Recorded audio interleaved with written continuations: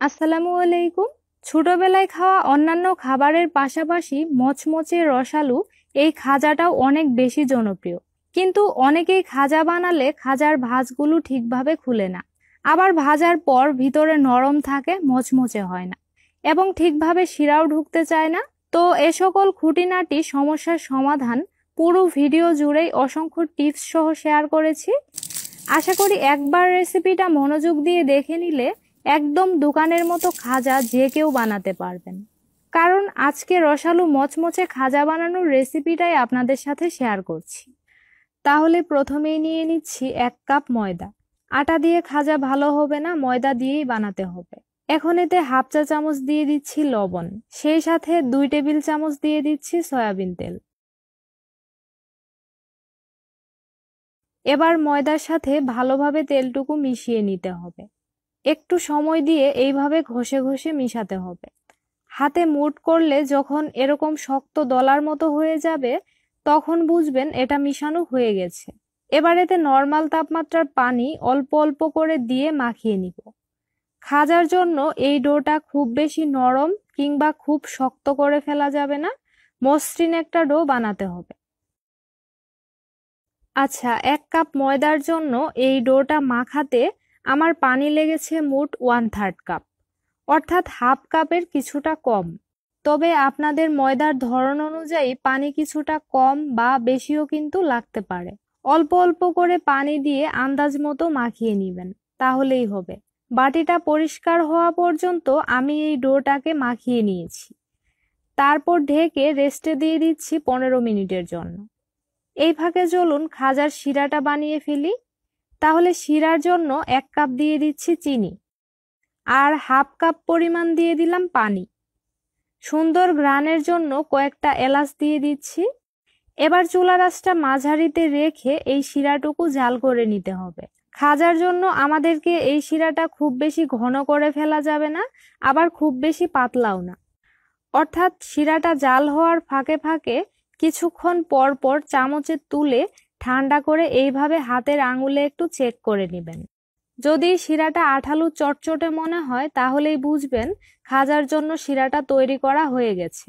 1 তার কিংবা 2 তার কোনোটাই করতে হবে না, কারণ শিরাটা যদি বেশি ঘন হয়ে যায় ওই ক্ষেত্রে খাজার ভিতরটা রসালো হবে না, আর ঠান্ডা হলে খাজার শিরাটা জমে চিনি হয়ে যাবে। আবার শিরা যদি বেশি পাতলা করে ফেলেন তাহলে কিন্তু খাজাগুলো মচমচে থাকবে না, দ্রুত নরম হয়ে যাবে। আশা করি বোঝাতে পেরেছি। আমার শিরাটা হয়ে গেছে, আঙুলে নিলে আঠালো চটচটে অনুভব হচ্ছে। এবার চুলাটা বন্ধ করে শিরা নামিয়ে নিব। তার আগে সামান্য লেবুর রস এতে দিয়ে দিচ্ছি। এতে করে শিরাটা ঠান্ডা হলেও জমে চিটচিটে হয়ে যাবে না। এদিকে 15 মিনিট রেস্টে রাখার পর ডোটা এখন অনেকটাই সফট হয়ে গেছে।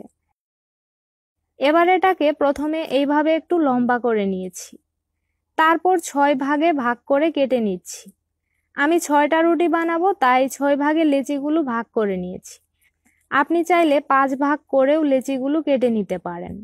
এবার এই লেচিগুলো দিয়ে আমাদেরকে রুটি বানাতে হবে, তাই বাকি লেচিগুলো আমি বাটিতে রেখে আবারও ঢেকে রাখছি। এবার সামান্য ময়দা ছিটিয়ে বড় একটা রুটি বেলে নিব।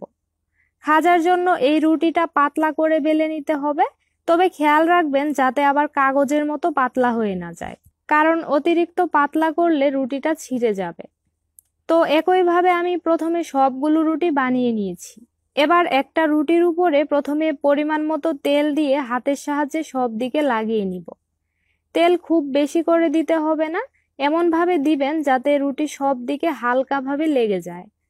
তেল দেওয়ার পর একইভাবে ময়দা ছিটিয়ে রুটি সব দিকে লাগিয়ে নিতে হবে। ময়দার বদলে কেউ চাইলে এখানে কর্নফ্লাওয়ার দিতে পারবেন। ময়দা এমনভাবে লাগাবেন যাতে রুটিটা একদম শুকনা হয়ে যায়, অর্থাৎ তেলের কোনো ভিজা ভাব রাখবেন না। ঠিক এইভাবে করে তেল আর ময়দা লাগানোর কারণে যখন খাজাগুলো আপনি ভাজবেন তখন লেয়ারগুলো স্পষ্ট হয়ে বোঝা যাবে, একটার সাথে আরেকটা লেয়ার লেগে যাবে না, আর অনেক বেশি মচমচে হবে। আচ্ছা, তেল আর ময়দা লাগানোর পর এর উপরে আরো একটা রুটি দিয়ে দিচ্ছি। তারপর একইভাবে আবারও তেল আর ময়দা লাগিয়ে এর উপরে আরো একটা রুটি বসিয়ে নিতে হবে। ঠিক এইভাবে করে আমি মোট 5টা রুটি এখানে বসিয়ে নিয়েছি।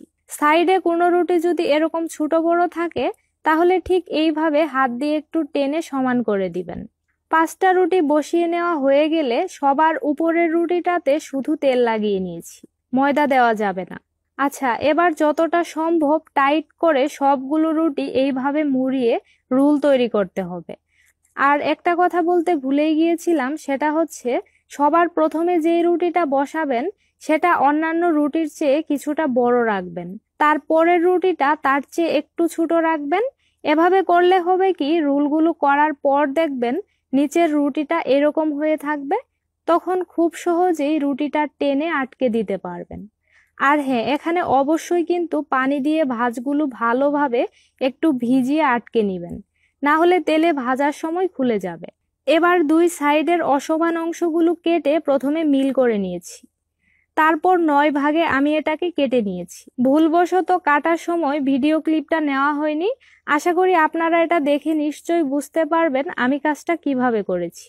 খাজার লেয়ারগুলো কিন্তু এখনই স্পষ্ট বোঝা যাচ্ছে, রুটিগুলো একটার সাথে আরেকটা লেগে যায়নি।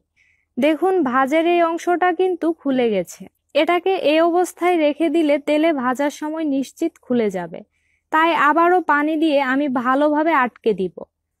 এটা কিন্তু খুবই জরুরি একটা কাজ, আপনারাও অবশ্যই পানি দিয়ে ভালোভাবে এটাকে আটকে দিবেন।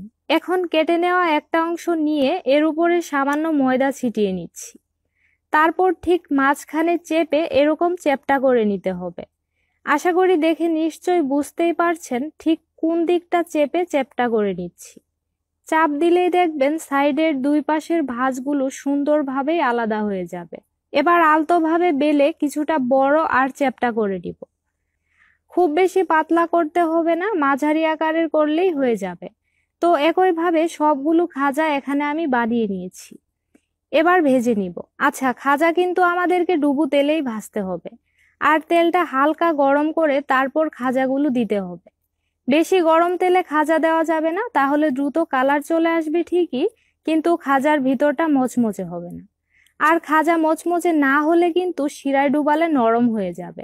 আচ্ছা, খাজা তেলে দেওয়ার কিছুক্ষণ পর যখন এইভাবে ভেসে উপরে চলে আসবে, তখন চাইলে আপনি চামচের সাহায্যে ঠিক এইভাবে করে তেলের মধ্যে ডুবিয়ে দিতে পারেন, তাহলে গরম তেল লেয়ারগুলোর ভাঁজে ভালোভাবে ঢুকে খাজার ভাঁজগুলো আলাদা হয়ে যাবে। প্রতিটি ভাঁজ চামচের সাহায্যে এইভাবে আলতো করে ছাড়িয়ে দিতে পারেন, তাহলে দেখতে অনেক বেশি সুন্দর লাগবে। আমি কিছুক্ষণ পর পর চামচের সাহায্যে প্রতিটা খাজার লেয়ারগুলো আলতোভাবে একটু ছাড়িয়ে দিয়েছি। দেখে নিশ্চয়ই বুঝতেই পারছেন খাজার ভিতরের প্রতিটা ভাঁজ কিন্তু আলাদা হয়ে গেছে। তো দুপাশে ঘন ঘন উল্টে পাল্টে এই খাজাগুলোর মধ্যে যখন সুন্দর লালচে কালার চলে আসবে তখন এগুলো নামিয়ে নিতে হবে।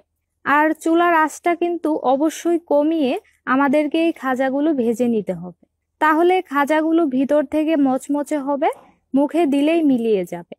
আমার এই খাজাগুলোর মধ্যে সুন্দর লালচে কালার চলে এসেছে, এবার তেল থেকে তুলে নামিয়ে নিব। এখন যদি খাজাগুলো আপনি মাস জুড়ে সংরক্ষণ করতে চান, তাহলে এ পর্যায়ে পুরোপুরি ঠান্ডা করে যে কোনো এয়ারটাইট পাত্রে ভরে রেখে দিবেন। খাওয়ার আগে শুধু শিরাটা বানিয়ে খাজাগুলো শিরায় ডুবিয়ে তুলে নিবেন, তাহলেই হবে। আমি যেহেতু সংরক্ষণ করছি না, তাই কিছুক্ষণ আগে বানিয়ে রাখা শিরার মধ্যে একে একে খাজাগুলো ডুবিয়ে নিব। এই শিরাটা এখন কুসুম গরম অবস্থায় আছে। ঠান্ডা শিরার মধ্যে খাজা দিলে শিরা ভালোভাবে ভিতর পর্যন্ত ঢুকতে চাইবে না, আবার বেশি গরম শিরার মধ্যে খাজা দিলেও কিন্তু খাজা নরম হয়ে যাবে। তাই অবশ্যই কুসুম গরম শিরার মধ্যে খাজাগুলো ডুবিয়ে নিতে হবে। আর খাজার মধ্যে ভালোভাবে শিরা ঢুকে গেলেই সাথে সাথেই তুলে নিতে হবে, বেশিক্ষণ রাখা যাবে না। তো একইভাবে সবগুলো খাজা শিরার মধ্যে ডুবিয়ে নিয়েছি। দেখে নিশ্চয়ই বুঝতেই পারছেন একদম বাইরের খাজার মতোই দেখতে হয়েছে। প্রতিটি ভাঁজ আলাদা হয়ে আছে আর খাজার ভিতর পর্যন্ত শিরা ঢুকে গেছে। শব্দ শুনে নিশ্চয়ই বুঝতেই পারছেন একদম মচমচে হয়েছে। এই খাজাগুলো মুখে দিলেই মিলিয়ে যাবে। চেষ্টা করেছি একদম পারফেক্ট ভাবে খাজা বানানোর জন্য পুরো ভিডিও জুড়ে অনেকগুলো টিপস শেয়ার করতে। আশা করি আপনাদের অনেক কাজে আসবে।